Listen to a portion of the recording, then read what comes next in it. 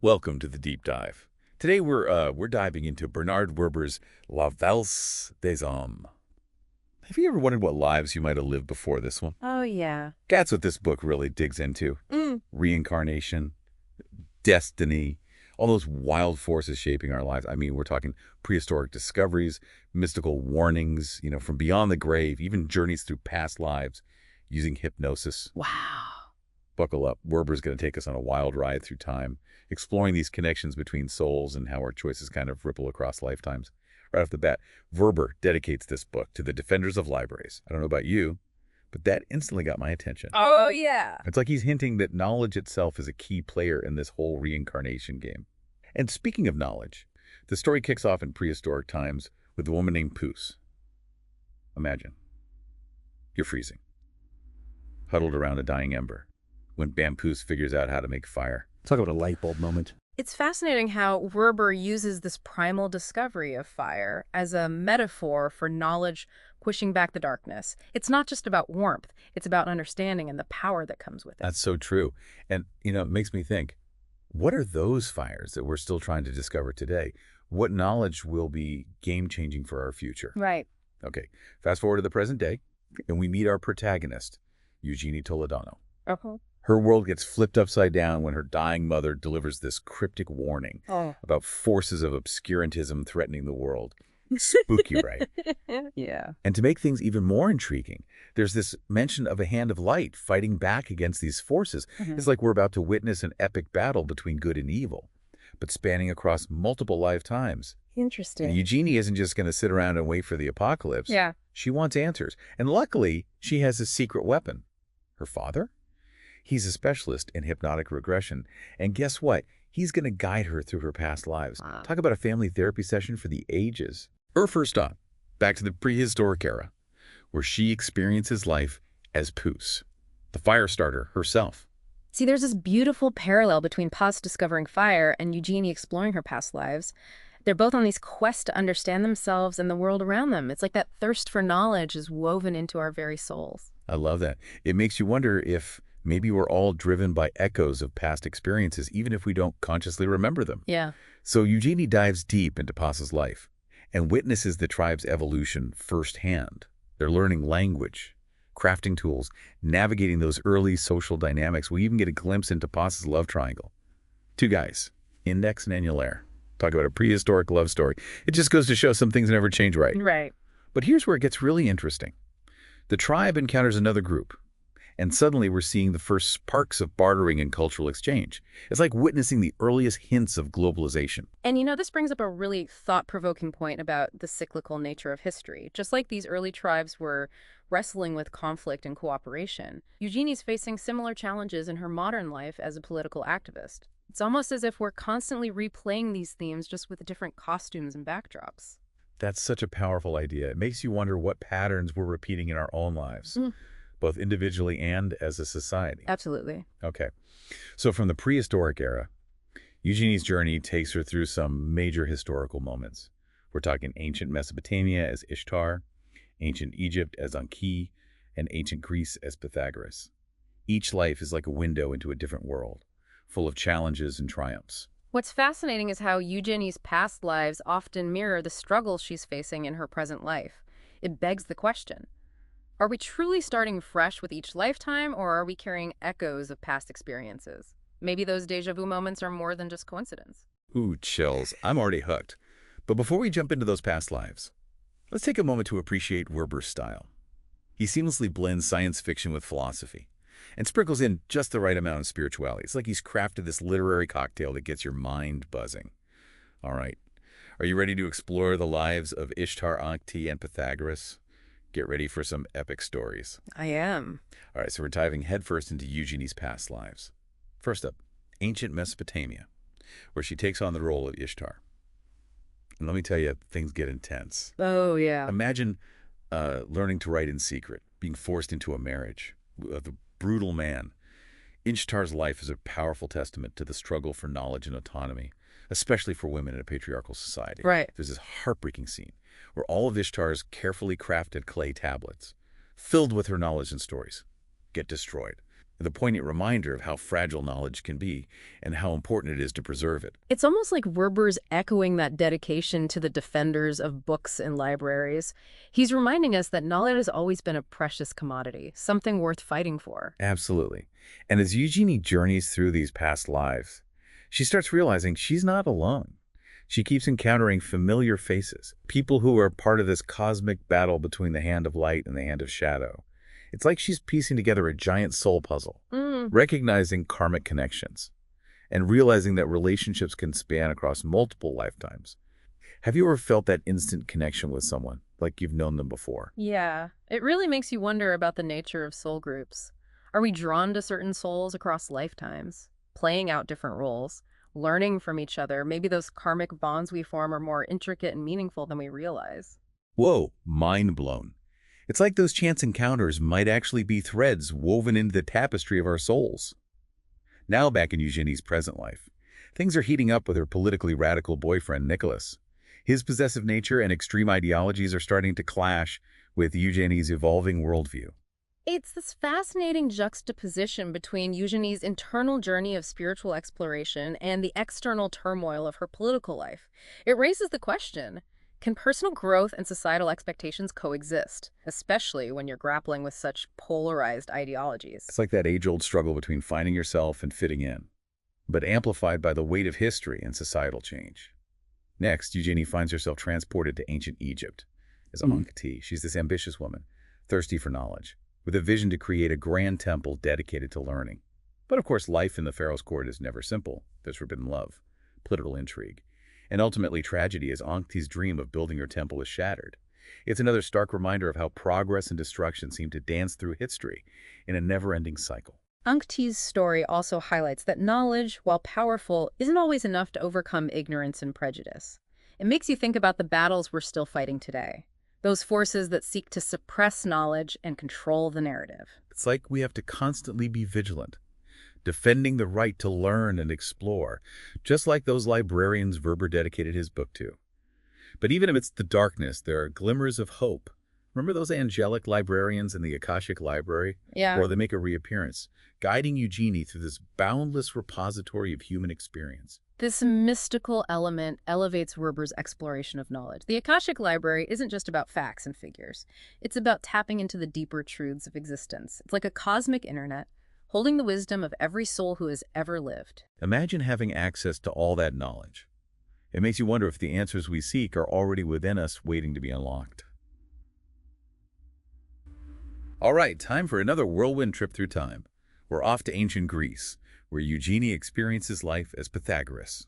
Think athletic competitions, secret initiations in Egyptian temples, captivity in Persia, and a life-changing encounter with the Buddha himself. This is classic Werber, weaving together historical figures and philosophical concepts in a way that's both entertaining and thought-provoking. The meeting between Pythagoras and Buddha emphasizes the universality of spiritual seeking, showing how wisdom traditions can bridge cultures and time. It's like a reminder that even though the world keeps changing, the fundamental human questions remain the same. We're all searching for meaning, purpose, and connection.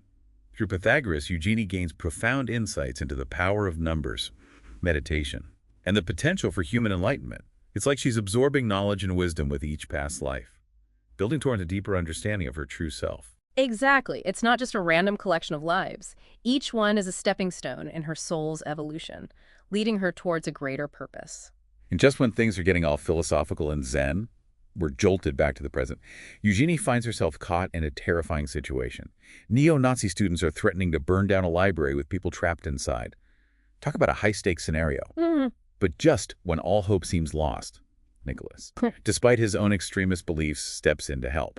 It's a moment of unexpected heroism that reveals the complexities of human nature. This event throws a wrench into the whole good versus evil dynamic. It forces us to confront the reality that even people caught in harmful ideologies can still be capable of compassion and courage. It makes you think about the power of individual choice, even in the face of deeply ingrained beliefs.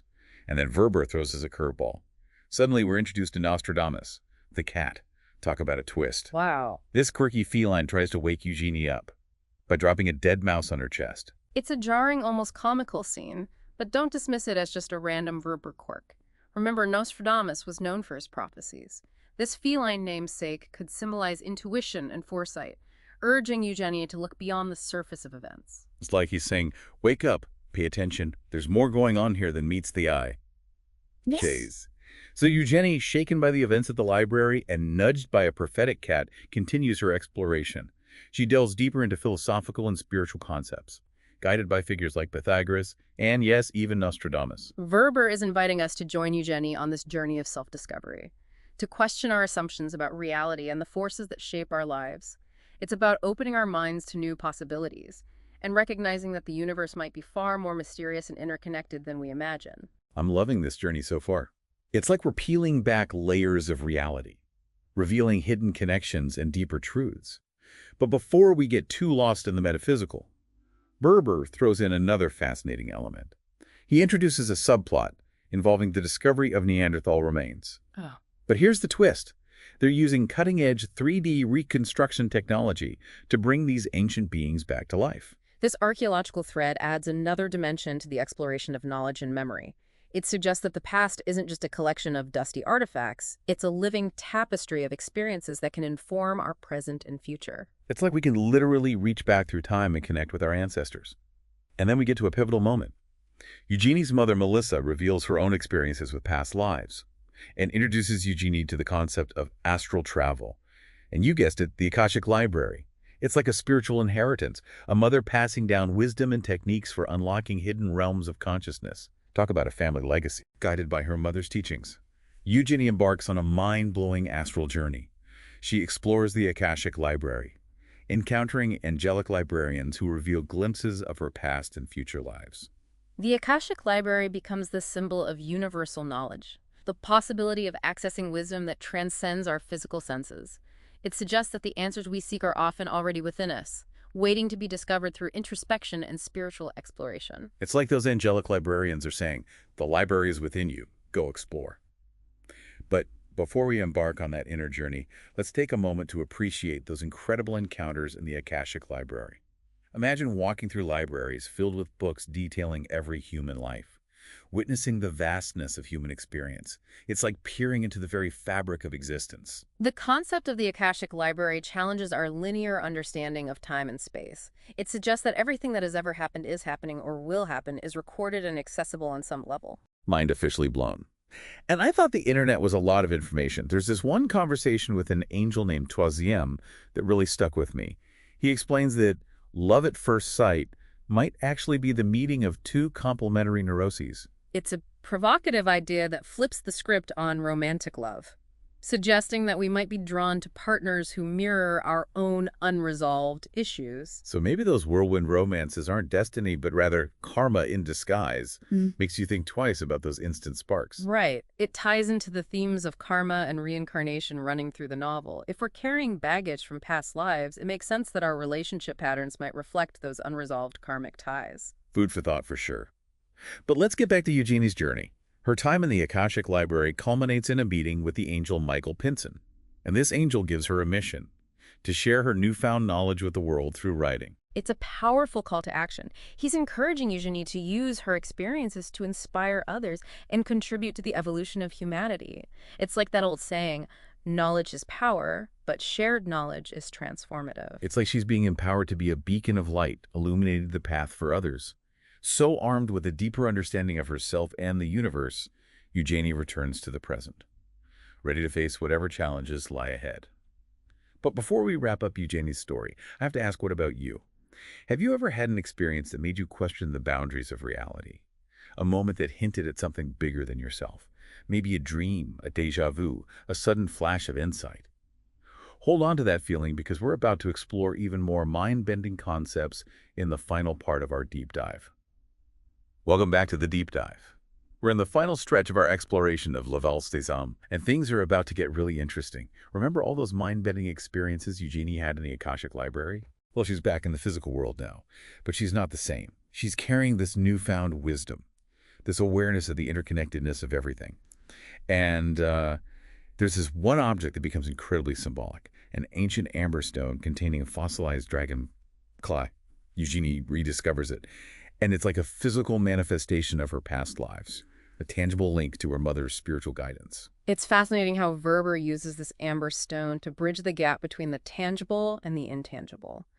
It's a reminder that our experiences, even those from past lives, leave an imprint on us, shaping who we are. It's like holding a piece of your own history, a reminder that you're more than just this one lifetime. And then there's Raphael, remember him? Yeah. The history professor who was dabbling with that controversial AI software.